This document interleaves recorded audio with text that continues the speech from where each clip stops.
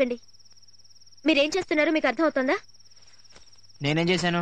ఆ బ్రహ్మం భార్యకి పూలవాడికి సంబంధం ఉందని చెప్పారట. నిజం కాబట్టి చెప్పాను. ఏది నిజం? చూసినవన్నీ నిజాలు కావు. ఆహా, అని నువ్వు చెప్తే నేను నమ్మేయాలా? నమ్మద్దు, కానీ ఎదుటి వారి గురించి మాట్లాడేటప్పుడు నిజాలు తెలుసుకోమంటున్నాను. మాట్లాడడం తేలికే, సరిదిద్దుకోవడమే కష్టం. కాపురాలు కూల్చడం తేలికే, నిలబెట్టడమే కష్టం. అబ్బో, ఈ పెద్ద బాల శిక్షలు వేమన శతకాలు మేము చదివాం. ఇందాకేంటన్నావు? నేను మాత్రమే తప్పు చేశానా? నా వల్ల కాపురాలే కూలిపోయాయా? నా వల్ల ఊళ్ళో వాళ్ళందరూ ఇబ్బంది పడుతున్నారా? ఏ నువ్వు తప్పు చేయలేదా? నేనేమైనా నీ వెంట పడ్డానా? నేను ప్రేమించానా? నన్ను పెళ్లి చేసుకో తల్లి అని ప్రాధేయపడ్డానా? లేదే. నీ ఎంతట నువ్వే నా జీవితంలోకి వచ్చావు. నువ్వు వచ్చినప్పటి నుంచి నాకు మనశ్శాంతి లేకుండా పోయింది. అసలు నా జీవితంలోకి ఎందుకు వచ్చావే? నన్ను ఎందుకు ఇన్ని కష్టాలు పెడుతున్నావు? నేను మొట్టమొదటిసారిగా ఇష్టపడ్డా మగాడివి నువ్వే గనుక. ఆడవాళ్ళని చూసి రాక్షసి అనుకుని వెళ్ళిపోతున్నప్పుడు నేను అమాయకత్వాన్ని చూసి ఇష్టపడ్డాను. పరుగున వచ్చి బస్ ఎక్కి అంతే వేగంతో దిగిపోయినప్పుడు నీలో పసితనాన్ని చూసి ఇష్టపడ్డాను. రైస్ గోడౌన్లో ఒంటరాడేది ఎదురుగా ఉన్నా కన్నెత్తి చూడకుండా తల వంచుకుని వెళ్ళిపోయినప్పుడు నీలో మానవత్వాన్ని చూసి ఇష్టపడ్డాను. కానీ కానీ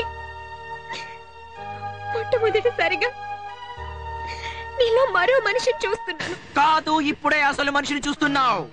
నేనింతే, ఇలాగే ఉంటాను. నాలో అమాయకుడిని చూసి ప్రేమించనన్నావు కదా, కాదని తెలిసిందిగా. బయలుదేరు. నా ఇంట్లోంచి నా జీవితంలోంచి కూడా శాశ్వతంగా వెళ్ళిపో. కావాలంటే నీకు చేతులెత్తి మరీ దండం పెట్టుకుంటా. ప్లీజ్ ఇదిగో, నువ్విక్కడి నుంచి వెళ్ళావని తెలిసేదాకా నేను ఈ గుమ్మం తొక్కను.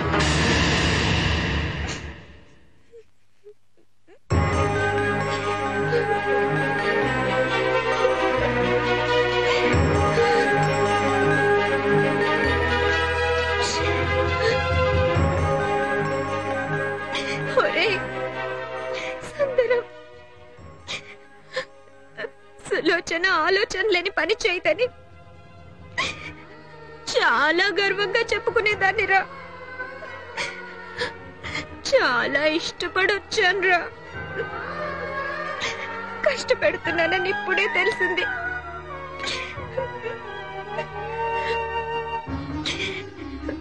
ఇంకెప్పుడు నిన్ను కష్టపెట్టానురా. ఇంకెప్పుడు నిన్ను కష్టపెట్టానురా.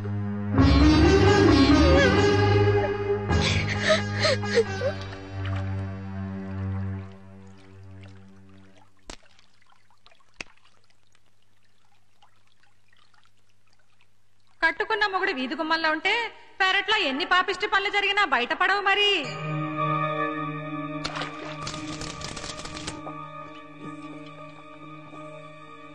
కాపురాలు కూల్చడం తేలికే, నిలబెట్టడమే కష్టం.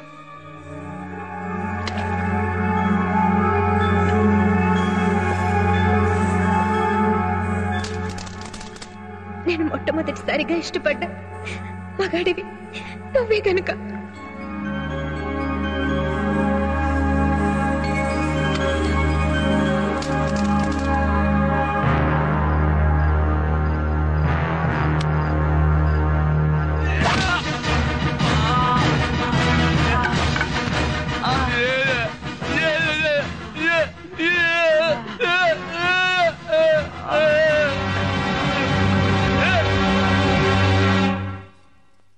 చూడమ్మా, పెంచుకోవడానికి ఆవేశం చాలమ్మా, కానీ కలిసి జీవితాన్ని పంచుకోవడానికి ఆలోచన కావాలి. సుందరం అమాయకుడు కాబట్టి అందరి చేత చెప్పించుకునే పరిస్థితి తెచ్చుకున్నాడు. కానీ నువ్వు 20 ఏళ్ల వయసులోనే 60 సంవత్సరాల ఆలోచనలు ఉన్నదానివి. నీకు చెప్పాల్సిన అవసరం లేదు, కానీ పెద్ద ఉండవాడి కదమ్మా, ఏదో మనసు ఉండబట్టలేక చెబుతున్నాను. మరొక్కసారి ఆలోచించమ్మా.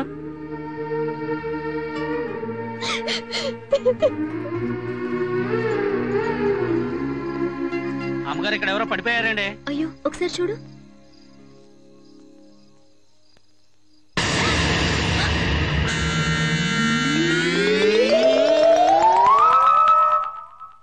సార్ ఇలా కాదేమో సార్. ఎలా పెట్టాలో చెప్పు.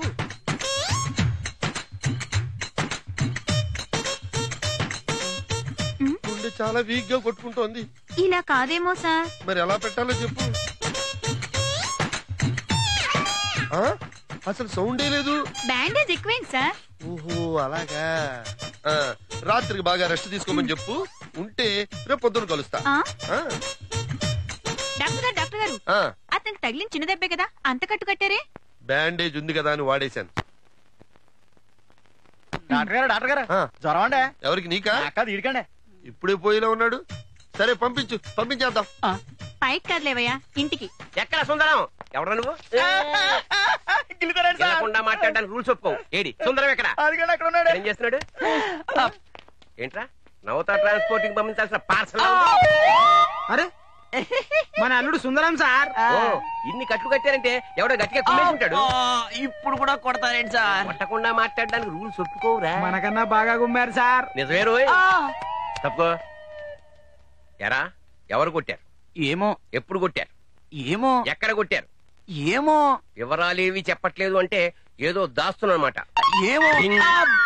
నాకు తెలియదు సార్. పేకొచ్చుకున్నారేంటి? కొమ్మ తీసి చంపేస్తారా? చంపడమా? దానికి డాక్టర్ ఉన్నాడు కదా సార్. మీకు ఇదేమైనా న్యాయంగా ఉందా? అసలే కట్లతో పాటు ఉంటే కొట్టింది ఎవడో కనుక్కోవాలి గాని నన్నింట్రా కట్టేస్తారేంటి? గిల్లుతారేంటి? గిల్లకుండా ఎవడో నిజం చెప్పడు. చెప్పినా నేను ఒప్పుకోను. ఊళ్ళో ఇంతమంది ఉన్నారు కదా, వాడిని కొట్టచ్చు, వీడిని కొట్టచ్చు, ఒంటరిగా దొరికితే నన్ను కూడా కొట్టచ్చు. నిన్నేందుకు కొట్టారు? గ్రహచారం బాలేకపోతే గోచిలో పిడుగుబడిందని. చీచి, టైం బాలేక. ఎవరండి మీరు? పేషెంట్ కి ట్రబుల్ ఇస్తున్నారేంటి? ట్రబుల్ ఇవ్వడం మా డ్యూటీ. ఇంతకే నువ్వెవరు?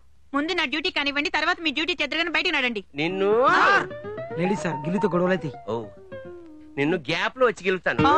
నిన్ను సార్ గిల్లలేను. ఒళ్ళంతా ప్యాక్ చేసి ఉంచారు. ఇంజెక్షన్ ఎక్కడివ్వాలబ్బా? ఇంజెక్షన్ నువ్విస్తావా? మగాళ్ళు ఎవరు లేరా? ఏ నేను ఇస్తే పడదా?